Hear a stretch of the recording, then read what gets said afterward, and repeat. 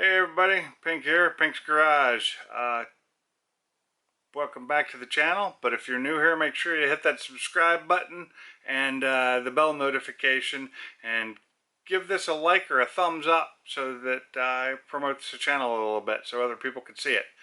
Today we're working on the Mustang again, and we're going to remove the rear end so I can pull the bolts out that broke off, hopefully easily, and replace them with newer, stronger bolts.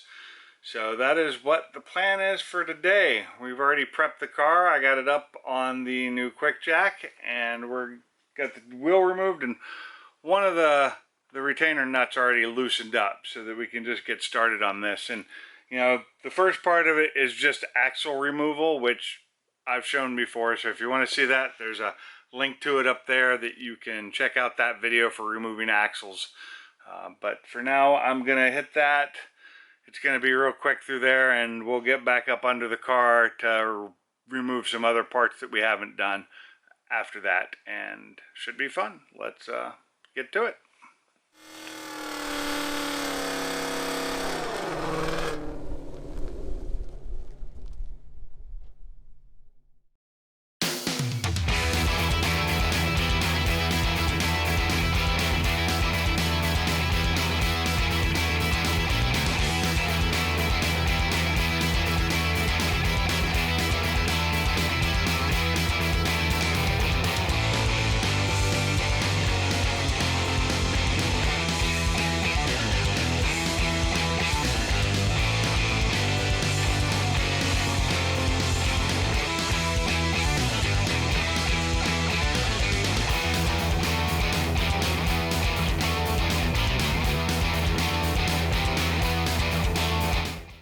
Okay, so we've gotten to the point of getting this axle out, and it's stuck. As you can see here, the subframe is a little high, or wait, no, the rear end's a little low. So we've got a problem, and we can't jack the rear end up because it's getting stuck over here. You can't see that, but it's getting stuck over here on a bolt you can't see. So we can't jack it up. So what we're gonna have to do is we're gonna have to drop the subframe down as usual, and it's just a pain in the ass. So that's what we're gonna do now, is drop the subframe down and try and get this axle out, which is stuck on the subframe here, which then we're gonna have to clean because there's grease all over it from inside the boot, which I'm pretty sure this axle is toasted, and luckily I have a spare. So we're gonna get to that now.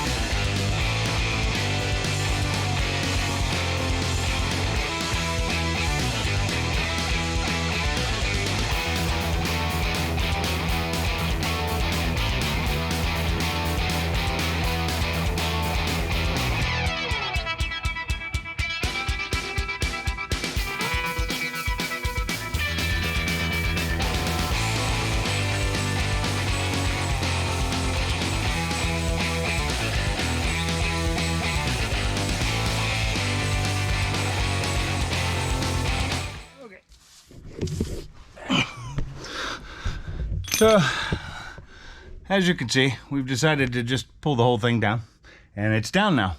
Everything's loose. This was the last thing, the breather for the rear end that I'd forgotten or didn't even know existed. Got that off. So now we're gonna try and get it out from under the car so we can work on it. Right now I got my friend Darren here helping me, and he's trying to remove one of the broken bolts out of the subframe. And not a lot left of it. Hopefully we can get it out without having to drill and get the easy outs, because that's a pain in the ass.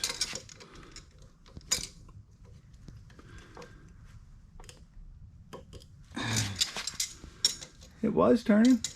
Yeah, now to the point where it's lined up. With the... Is there a way to get those off? I don't know why it's so tight. Once you turn it half a thread, it shouldn't have been locked in it. Oh, it's probably locked tight in there. No, and everything. So we can get that one out. Then we got to get that one out, which is going to be a lot harder because it is recessed. And it goes almost all the way through. Comes all the way to here. Thinking you got regular drill bits? Well, we welded on the bolt horribly back to that, and we're going to see if we can get it off of there. This may work, or it may just break off. We'll see.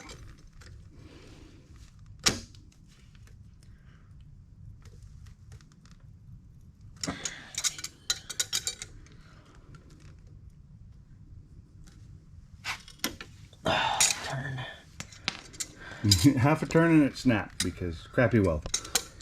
This is why I'm not a welder.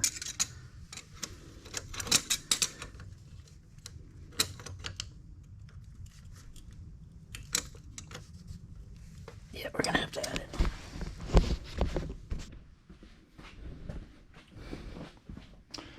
Okay, so this is where we finished off. So we have everything taken out.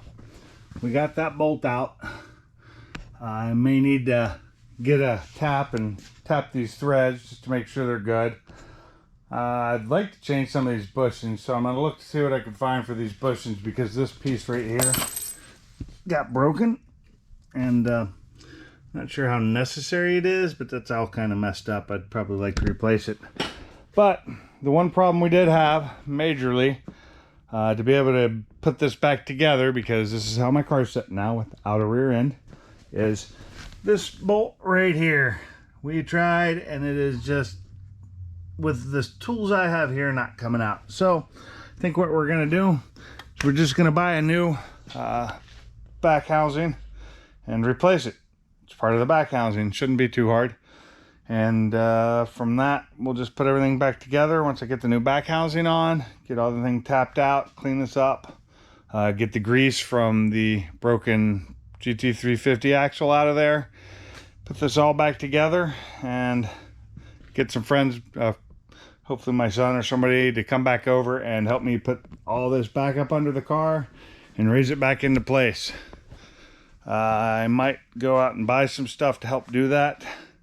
Maybe find a little platform lift or something that's small enough to go under there, since my lift isn't very tall that I'm on. So that is how we will do this. Now what I may do is hang this back up in there and then put the diff back in it. But that's kind of a pain in the ass, because getting to the bolts up in there is a pain.